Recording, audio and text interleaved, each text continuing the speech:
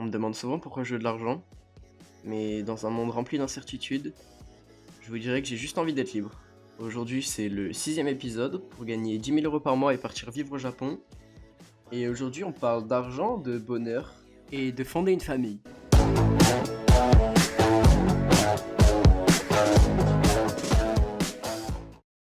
J'ai coupé les cheveux, bon, calculez pas trop la coupe, les gars, je me suis coupé les cheveux tout seul. Je trouve qu'en vrai, c'est pas horrible, franchement, moi, c'est même mieux, en vrai, je sais pas trop.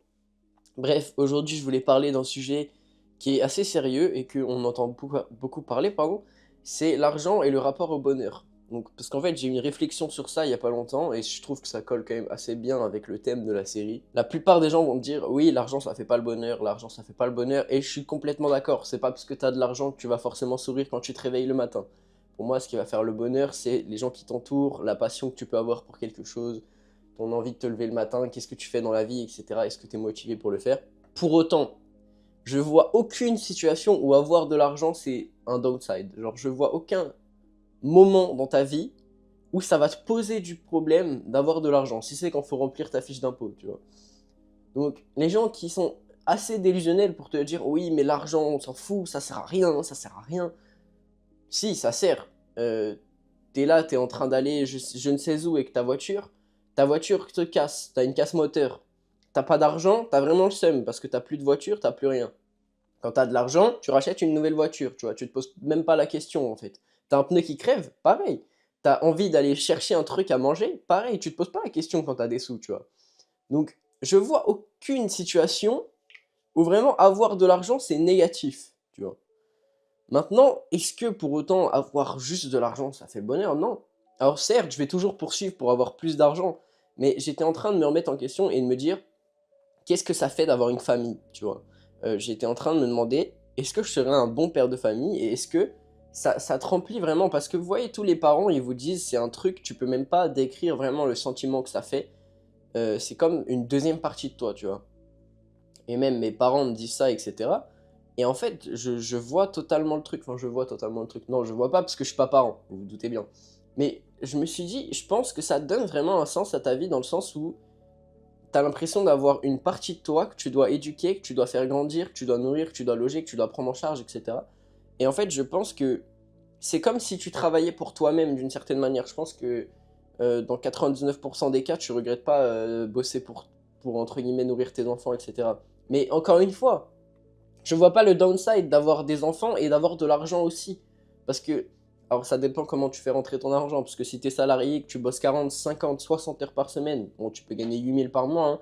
Si tu vois jamais ton gosse, je pense qu'il préférait que tu sois à la limite pauvre et que tu sois plus à la maison. Tu vois, je me dis, si t'as beaucoup d'argent, si t'as une source de revenus qui tombe, qui est pas mal, et que globalement, t'arrives à être assez présent, je pense que tu t'en fous de gagner 100 000, 500 000 euros par mois, tu vois, même moins, tu t'en fous en fait. Ce qui va vraiment faire un truc à partir du moment où tu as un enfant, je pense, c'est d'en prendre soin, tu vois, de ton enfant. C'est d'être avec lui, c'est de faire des activités avec lui, c'est de pouvoir lui payer des trucs, c'est de pouvoir lui offrir des bonnes conditions de vie, qu'il puisse aller, tu sais, qu'il puisse vivre dans un bel endroit, une belle maison, avoir une belle école, des belles fringues, etc., tu vois. Et en fait, je me demande si ça te rajoute pas un sens à ta vie et si en fait la plupart des gens font des enfants parce qu'ils ont même pas de sens eux-mêmes, tu vois. Moi, je sais, les gars, honnêtement, après que je sois allé au Japon, le seul sens que je pourrais trouver, c'est vivre de YouTube, tu vois.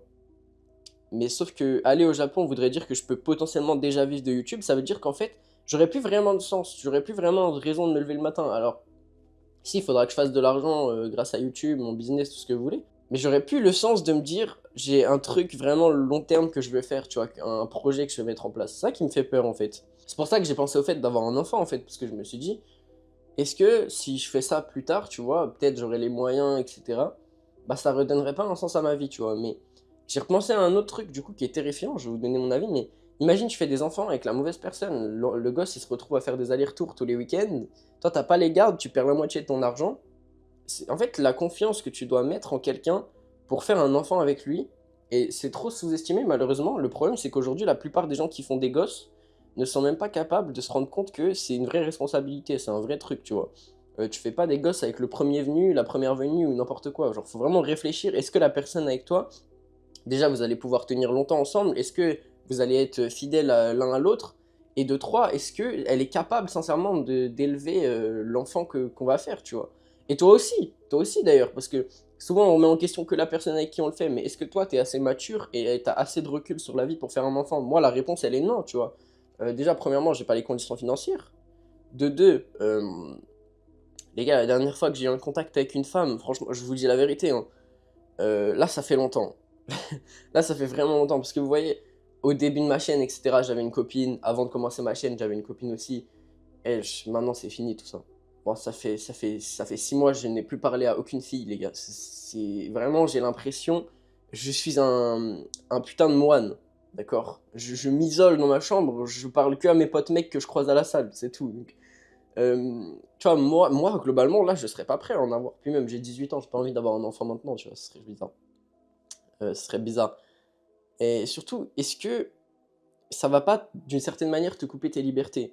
C'est-à-dire que, tu vois, quand t'as un enfant, il faut que tu l'assumes, va falloir que tu fasses des concessions, va falloir que tu le privilégies lui avant toi, tu vois? Est-ce que t'es prêt à accepter ça aussi? Donc je dis ça comme si moi j'avais déjà un enfant, mais je pense que mes conseils sont globalement pas dégueulasses et que la plupart des gens réfléchissent juste pas avant d'avoir des enfants, puisqu'en vrai c'est une réflexion qui est amenée assez facilement en vrai, si tu te poses la question, tu trouves assez vite, tu vois? Et pour ça, encore une fois, je tiens à préciser que je vois aucun défaut d'avoir de l'argent. Donc, les gens qui disent oui, mais ça sert à rien d'avoir de l'argent, si ça sert. Ça sert, regarder ses courses sans faire le prix, s'en battre les couilles de l'inflation, s'en battre les couilles si t'as un problème avec ta voiture, ta maison, tout ce que tu veux, pouvoir partir en vacances, avoir la possibilité de découvrir des choses, plus d'accès à la culture, plus d'accès à tout ce que tu veux. Avoir de l'argent, c'est bien, ok? Il n'y a aucun monde où avoir de l'argent, c'est quelque chose, c'est pas un privilège, tu vois. Maintenant, ce qui est bien, c'est qu'on vit dans une société qui est globalement capitaliste. Alors en France, c'est un peu plus difficile que dans les autres parce que. Mais t'as le privilège de pouvoir t'en sortir par toi-même, tu vois ce que je veux dire? C'est-à-dire que si tu mets en place une entreprise, que tu deviens assez bon, etc., normalement, tu peux t'en sortir. Tu peux faire des vidéos sur YouTube, tu peux aller travailler même, tu vois, tu peux faire des longues études, trouver un bon travail, tu vois, ça marche très bien, hein. Je voulais parler d'investissement, mais globalement, tu vois, le meilleur moyen pour investir, euh, ben, de manière la plus stable, entre guillemets, hein, c'est d'avoir un emploi stable. Parce que globalement, ça veut dire que ton budget reste à peu près le même tous les mois, que tu peux mettre le même budget. Maintenant, c'est pas parce que tu es entrepreneur qu'il faut pas investir. En fait, je pense que tout le monde devrait investir. Moi, les gars, j'ai 18 ans.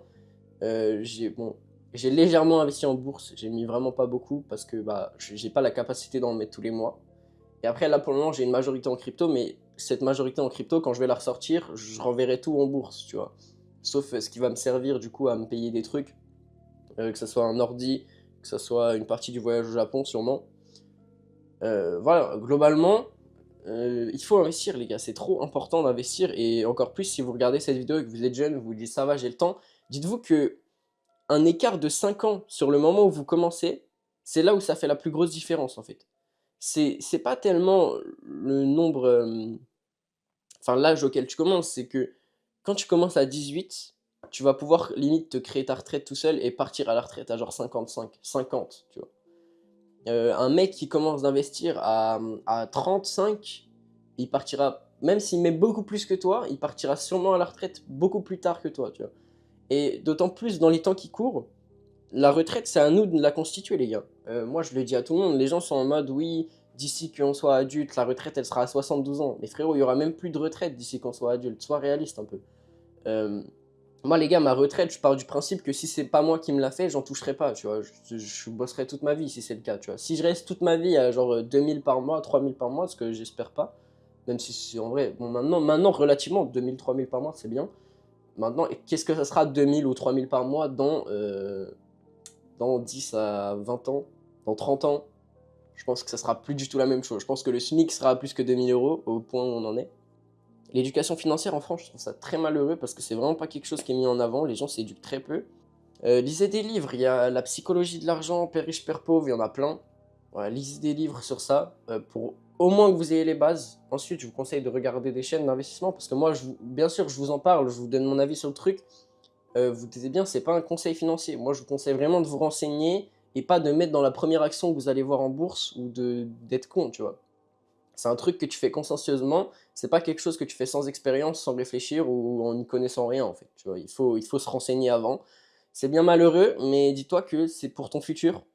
Après forcément c'est un pari parce que l'argent que tu investis maintenant, du coup tu l'auras pas sur le moment. Au moins il travaille pour toi, voilà, c'est pour plus tard.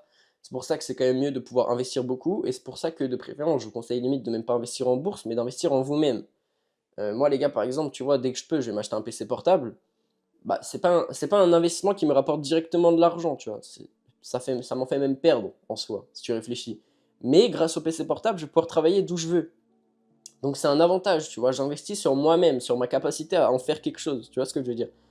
Donc voilà les gars, renseignez-vous, éduquez-vous financièrement et réfléchissez bien à qu'est-ce que vous voulez faire dans la vie. Parce qu'en fait, je pense que c'est rare les gens qui ont une quête qui prend en tout cas vraiment toute la vie de la personne, tu vois? Et moi le premier, genre. Moi je pense que ma quête principale, entre guillemets, ne prendra pas toute ma vie, elle va me prendre genre 2 ou 3 ans. Qu'est-ce que je vais faire après ces 2 ou 3 ans? Et posez-vous cette question aussi. Si vous êtes en études, dites-vous, mais en vrai, qu'est-ce que je vais faire après mes études? Est-ce que j'ai vraiment envie de faire tel métier? Tu vois, je sais pas si t'es en études de droit. Est-ce que tu as vraiment envie de faire avocat, par exemple? Bah, pose-toi la question. Posez-vous des questions tout le temps, en fait. Il y a matière à réfléchir, mais la meilleure manière de savoir, ça reste d'avancer, ok? Donc, réfléchissez pas trop, restez pas toute votre vie sur votre lit à réfléchir, parce que j'ai fait ça et j'ai perdu énormément de temps, les gars. Je suis en train de marcher vers là où j'ai fait mes premières vidéos et franchement ça me fait du bien. En fait ça faisait un moment que je sortais plus marcher parce qu'il faisait trop froid. Et en fait là je suis dehors, je tente des petits plans, il y a un giga coucher de soleil. De toute façon les plans vous les aurez vus avant dans la vidéo mais vraiment sortir dehors c'est toujours le truc qui me fera toujours du bien avec le sport. Et c'est le genre de truc que j'ai pas envie d'accepter, je sais pas pourquoi que ça me fait du bien et c'est vraiment genre la thérapie la plus folle. Genre tu vas dehors, juste je vois un arbre les gars, je suis émerveillé, je suis content, je vois le soleil qui se couche, j'ai un sourire qui se dresse. Et ça peu importe combien t'as d'argent, peu importe combien t'as d'amis, que tu sois seul, mal accompagné, que tout le monde te déteste, que tu sois croyant, pas croyant, bah c'est le truc qui nous unit tous un peu en vrai, le ciel. Et c'est quelque chose de beau à voir. Je viens de calculer un truc, mais faites attention à comment vous vous tenez. En fait, j'avais jamais fait attention, mais je me tenais trop mal. Genre, quand j'étais devant l'écran et tout, tu vois, j'étais avachi comme ça. Et en fait, frère, là, je me tiens droit et je viens de me rendre compte que j'ai trop mal au trapèze et tout quand je fais ça. Genre, j'ai hyper mal dans le dos. Et je me dis, heureusement que je me rends compte maintenant que je me tiens hyper mal. Parce que, imaginez, je me serais rendu compte, genre, rien que dans 5 ans, les dommages de ouf que ça aurait sur moi. Et je me dis, frère, mon charisme, comment je me tiens, etc., comment les gens me voient, ça a dû impacter de fou dans toute ma vie. Donc vraiment faites attention si vous êtes pas là, si vous êtes devant votre bureau ou quoi, devant votre PC, vous êtes avachi, tu vois, complètement mal assis, bah faites attention les gars, parce que je vous jure que on s'en rend pas compte, mais en fait, on devient très vite comme ça. Et on devient très vite comme ça, tu vois, et du coup au final t'as l'air d'un con et t'as aucun charisme. Donc bah faites attention les frères. Bref, c'était Alouette les gars, merci de m'avoir écouté aujourd'hui. Abonnez-vous, commentez, mettez un like, ça me soutient vraiment, vraiment, vraiment énormément. Vous avez même pas idée à quel point les commentaires, ça me sauve la vie. Donc vraiment, mettez des commentaires les gars, je vous en conjure. Et si vous avez regardé jusque là, je vous remercie et je vous dis à après-demain pour le prochain vlog.